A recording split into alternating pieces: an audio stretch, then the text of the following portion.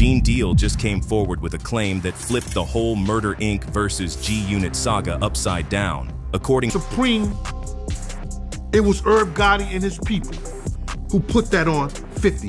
That's why 50 hates them so much. Chaz had worked a deal out for Irv Gotti and them to give 50 $250,000. Ja Rule putting a $25,000 hit on 50 Cent. That's the claim, and it's coming from none other than Gene Deal, the former Bad Boy security and one of the few people still alive who says he knows what really went down back in the day. He's not talking rap beef, he's talking real beef, the kind that leaves people stabbed, shot, or gone. And when Gene dropped this bomb, calling out Ja Rule and Irv Gotti by name, the internet went wild. Saved them. People be like, God. Your first thing is, yo, God saved this guy. Maybe the devil, maybe Satan saved him. My man told me, you can't stop what God got planned. Because if what he's saying is true, then the Murder Inc. and G-Unit war wasn't just music, it was blood. Now let's break this down. This story ain't new. It's old scars reopening. Everybody knows 50 Cent and Ja Rule had one of the ugliest feuds in hip-hop history. How you bully and the victim at the same time? Came to light for y'all that this dude wanted me dead way before I came to YouTube. Diss tracks, street fights, arrests, stabbings. It wasn't rap beef, it was real-life warfare. But Gene Deal is saying we never heard the full story, that behind all the disses and headlines, there was a price tag on 50's head, 25 grand, and it came straight from the Murder Inc. circle. Gene didn't whisper this. He said it straight, like a man who's tired of the lies. In his words, it wasn't Supreme who put that money up.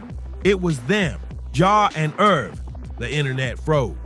Because for years, the story everybody believed was that 50 Cent's problems came from the streets, from the Southside Queens drug wars, from Supreme McGriff, from old business that went bad. But Gene's saying that's only half the story. He says Murder Inc. wasn't just dissing 50, they were trying to get rid of him.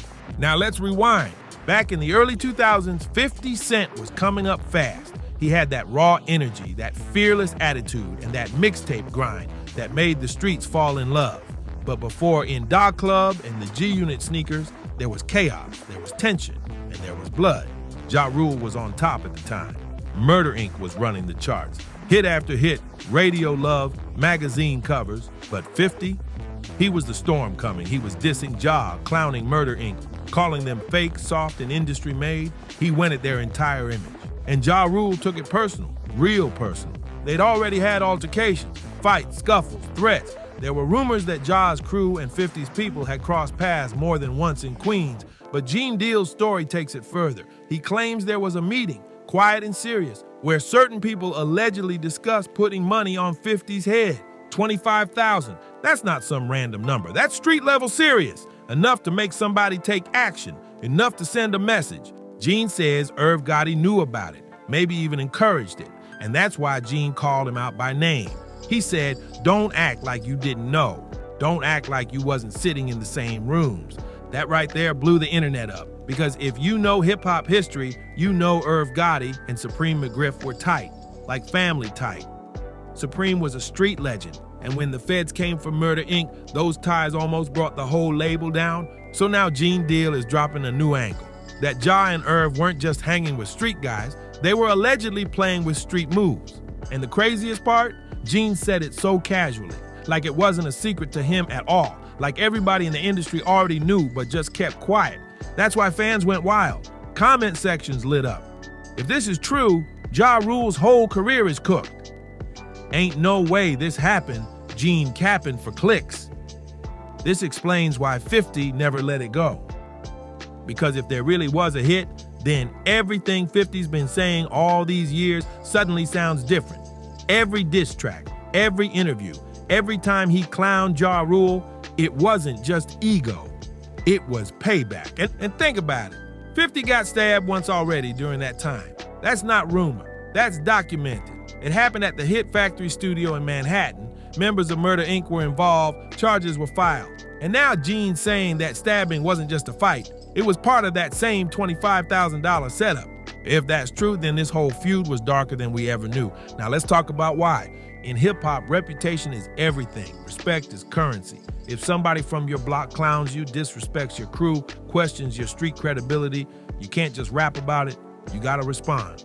And back then, Ja Rule wasn't just a rapper, he was a star who came from real neighborhoods. Murder Inc. wasn't just a label, it was a movement with street roots. So when 50 started calling them fake, saying they weren't real gangsters, that cut deep. But that's the backdrop to this whole story. So when Gene Deal drops this claim, it hits like a bomb because it connects dots fans always suspected but never had proof of.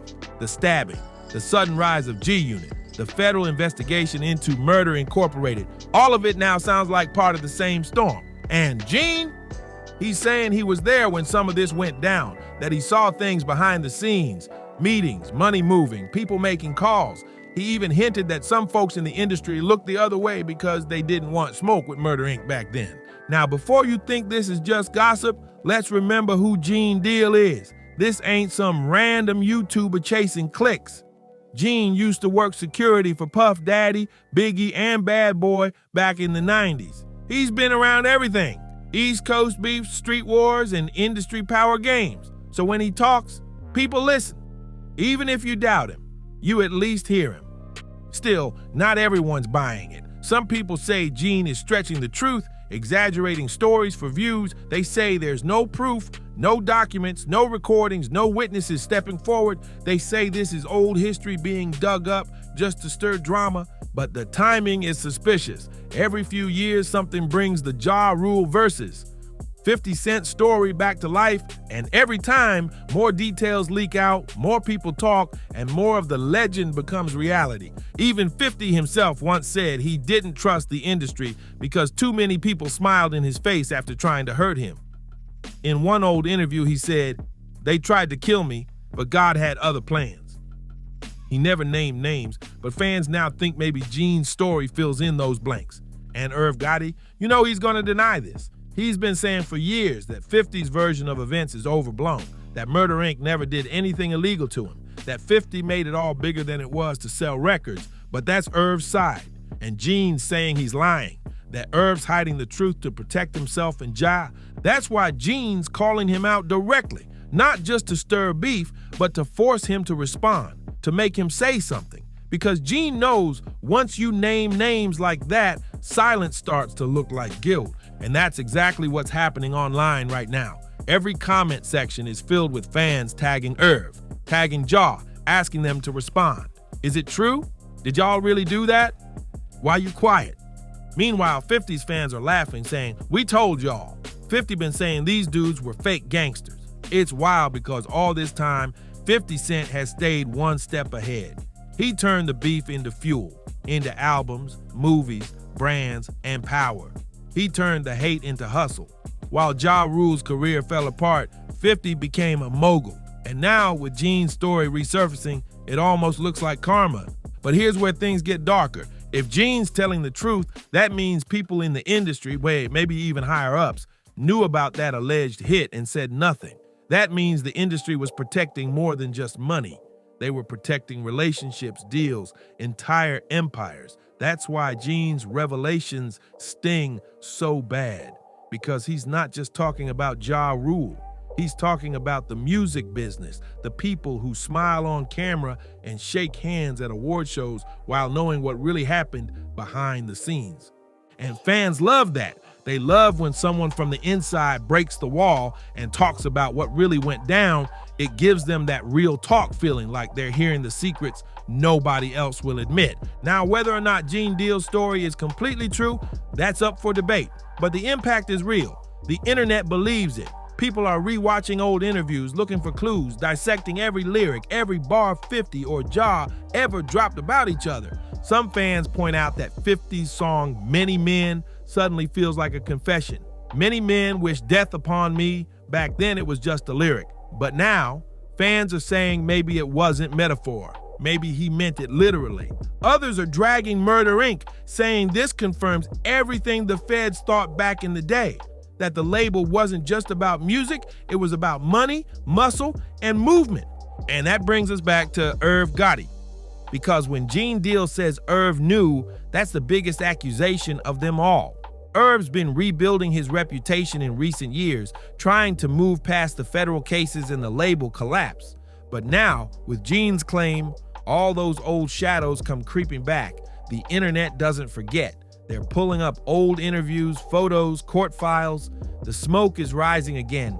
And 50 Cent, you know he's watching. You know he's probably laughing, because for years he's been trolling Ja and Irv online, calling them washed up clowns, liars. Now Gene Deal just gave him new ammo. You can bet 50s are already planning a post, a meme, a joke, something to keep this alive. That's what he does best. But beyond all the drama, beyond the views and the headlines, there's a real message here. Gene Deal isn't just exposing a story, he's exposing a truth about how dangerous the industry used to be and still can be.